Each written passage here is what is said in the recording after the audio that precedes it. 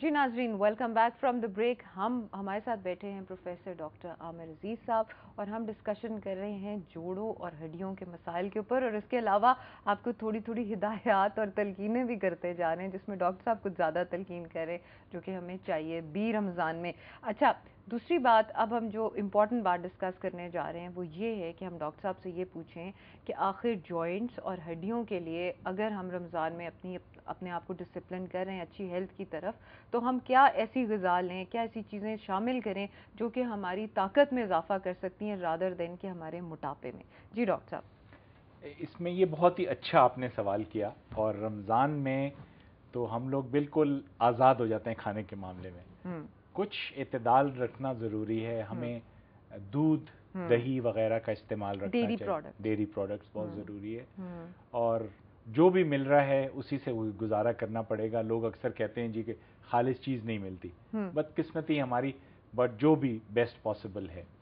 دوسرا، کوانٹٹی کم رکھیں. رمضان میں یورک ایسڈ لیول بہت بڑھ جاتا ہے. صحیح، بالکل صحیح. لوگ پراٹھے اور تلی ہوئی چیزیں، اور وہ بھی پھر اس طرح کہ جس طرح یہ آخری کھانا ہو، وہی نا. تو ذرا اگر کم کر کے کھائیں. اور پھر افطار کے بعد تراویح، ایک تو اللہ کو خوشی، اور اس میں ایک ایکسرسائز، فزیکل ایکسرسائز بہت زیادہ ہے. لکوڈز کا انٹیک اپنا زیادہ رکھیے، فروٹ زیادہ لیجئے، سیلڈز لیجئے زیادہ. بہت زیادہ میٹی سٹف نہ کھائیں زیادہ. اچھا، بہت زیادہ نا کئی لوگ مجھ سے سوال پوچھ رہے تھے ان مائی ایریا آف پریکٹس کہ جی ہائی پروٹین پہ نہ چلے جائیں ہم، اس سے یہ ہوگا ہمارا ویٹ لاس بھی ہوگا اور سارا کچھ. تو میں نے ان کو کہا کہ پلیز اپنی ڈائٹ کو بیلنس رکھیں. ہائی پروٹین تو ابھی ہم یورک ایسڈ کی بات کر رہے ہیں تو وہ تو اور بھی زیادہ بڑھ جائے گا. اصل میں آج کل فرزین جو خاص طور پہ اپر کلاس اور پڑھا لکھا طبقہ ہے، اس میں یہ high protein weight loss diets کا بہت ان ہے. صحیح کہہ رہے ہیں.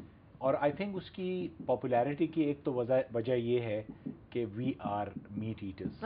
ہمیں تو کسی کا گوشت ملے، گوشت ملے بس. صحیح بات ہے. لیکن وہ جو جیسے آپ نے فرمایا وہ ان نیچرل طریقہ ہے. آپ کم بھی کر لیں. The moment you are offered it bounces back. کون ایک کالر ہے ہمارے ساتھ، ان کو آن کرتے ہیں. ہیلو جی، السلام علیکم. وعلیکم السلام. جی، کون بات کر رہے ہیں؟ عمران علی بات کر رہا ہوں لاہور سے. جی عمران صاحب، آپ کیا کوشچن ہے؟ سب سے پہلے تو میں ڈاکٹر صاحب کو سلام عرض کروں گا. انہوں نے میری والدہ کا تقریباً 8 سال پہلے آپریٹ کیا تھا. اچھا. ماشاءاللہ اس ٹائم تو وہ تقریباً 1 سال بیڈ پہ رہی تھی. اچھا. لیکن اب ماشاءاللہ وہ 100% ٹھیک ہیں. Which is such a good thing. ان کے 3-4 تقریباً 3 مورے ڈاکٹر صاحب نے چینج کیے تھے.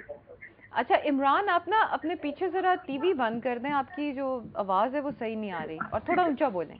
ٹی وی کی بات کروں تو ڈاکٹر صاحب میں اب یہ پوچھنا چاہتا ہوں، ماشاءاللہ الحمدللہ بہت نارمل ہے، اللہ کا بہت کرم ہے. چلو تو بہت. مجھے خود سے پرابلم ہے یورک ایسڈ کی.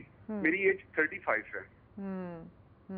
ٹھیک ہے ڈاکٹر صاحب جی آپ بتائیں کہ ہم کیا پرہیز کریں اور کیا مثلاً اس کے لیے.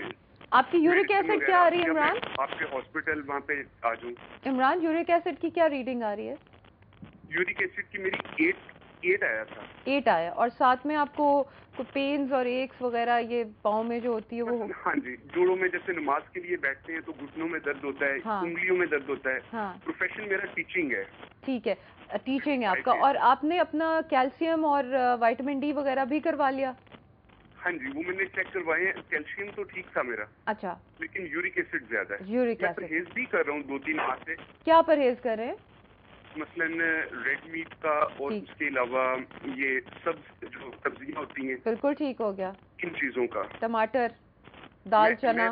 ہاں، میں فردر پوچھنا چاہ رہا تھا کہ ڈاکٹر صاحب سے کہ اس کے لیے کوئی میڈیسن یوز اور اس کے علاوہ فردر کیا پرہیز ہو. میں ڈاکٹر صاحب کا لاسٹ میں دوبارہ شکریہ ادا کرنا چاہوں گا کہ جن کی بدولت ماشاءاللہ آج میری والدہ بہت، اللہ کا بہت کرم ہے. شکر ہے واقعی. یہ عمران واقعی دل سے دعا نکلتی ہے، اور آپ کی والدہ کی کوالٹی آف لائف. میں نے فرسٹ ٹائم کسی پروگرام کے اندر میں نے کال کی ہے. That's very kind of you. Thank you. بہت شکریہ عمران آپ کا. اور یہ اللہ کی کرم نوازی ہے، انسان تو کچھ کرنے کے قابل نہیں ہے. آپ کو آپ کا جواب دینے سے پہلے بتا دوں کہ اب ہم اللہ کے فضل سے ایک اسپائن سینٹر بنا رہے ہیں گھرکی ہاسپٹل میں، جہاں پہ ہر قسم کی اسپائن کا بغیر کسی چارج کے انشاءاللہ ہمارا ارادہ ہے کہ وہ کریں. اور آپ بھی اس میں اپنی زکوٰۃ عطیات اپنے ملنے والوں سے ہمیں ضرور لے کے دیں. Number 2 uric acid. یہ آپ کی میرا خیال ہے کھانے پینے میں لاہوری عادتیں ہیں, تو جو چیز مزیدار زیادہ لگے وہ نہ کھائیں, بوتلیں پینا بند کر دیں, سادی غذا پہ آ جائیں, گوشت کم کر دیں.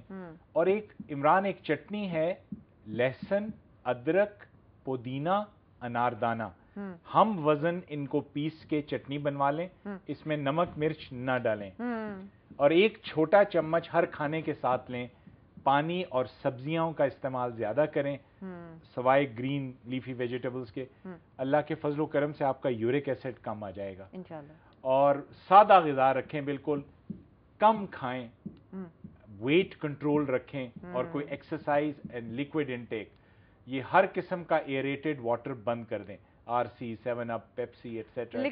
لیکوڈ انٹیک کی آپ نے بہت صحیح کی. موسٹ آف دا ٹائم ہم اتنے ڈی ہائیڈریٹڈ رہتے ہیں کہ ہم لیکوڈ کوئی, اور لیکوڈس کو ہم جیسے اب فزی ڈرنکس ہے اس کو لیکوڈ سمجھتے ہیں, چائے جو ہے وہ لیکوڈ ہو گئی, حالانکہ لیکوڈ جو ہے وہ پانی ہی ہے.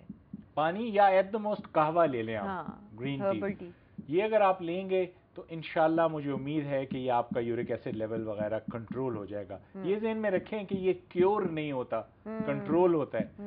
جب آپ گڑبڑ کریں گے آپ کو درد ضرور ہوگی, تو بس یہ دھیان رکھیں اور ایکٹیو رہیے اور سادہ رہیے, تو اللہ کے صحیح بات ہے. Simplicity is the name of the game. اور اگر پھر بھی عمران کوئی پرابلم ہوتی ہے تو ڈاکٹر صاحب گھر کی ہاسپٹل میں ہیں, گو اینڈ کنسلٹ ہم. اور اگر دوائی کی ضرورت ہے, ان کی بات بالکل صحیح ہے. ہمارا پہلا جو ہے نا ہونا چاہیے کہ ہم ڈائٹ اور اپنی لائف سٹائل چینج کر لیں, اور اس چیز کو تاکہ وہ اود نہ کرے. لیکن اگر پھر بھی کنٹرول نہیں ہوتی then medicines are to be used. اچھا ڈاکٹر صاحب, اب ہم بات کرتے ہیں جوائنٹ ریپلیسمنٹس کی. First, please tell us, what is the time that you think a joint has to be replaced? Number 1. Number 2, کہ joint replacement جب ہو جاتی ہے تو بہت سارے لوگ جو ہیں وہ سمجھتے ہیں کہ اوکے یہ بہت بڑا آپریشن ہے, اور ایک دم جب ہم اٹھیں گے آپریشن ٹیبل کے بعد ہفتے بعد we'll be walking up and about. ان کو بہت بڑا ڈائلیما ہوتا ہے کہ جب ان کو پتہ لگتا ہے کہ آگے 6 مہینے یا 7 مہینے ریہیب کے بھی ہیں, تو کیا سرجن ان کو بتاتے نہیں ہیں, یا اس کی کیا وجہ ہے کہ یہ 2-3 میں نے کیسز ایسے دیکھے؟ فردین, آپ کا بہت ہی اچھا سوال ہے.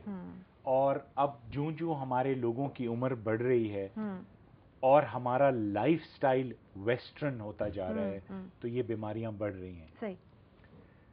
یہ بیماری آرتھرائٹس, میں آپ کو گھٹنے کی مثال دیتا ہوں, بہت کامن ہے گھٹنوں کا آرتھرائٹس, نی جوائنٹ. اور یہ اس وقت آپریشن ہونا چاہیے جب مریض غسل خانے جانے سے بھی تنگ ہو. اچھا. ایک دم شروع میں نہیں ہو جانا چاہیے. صحیح.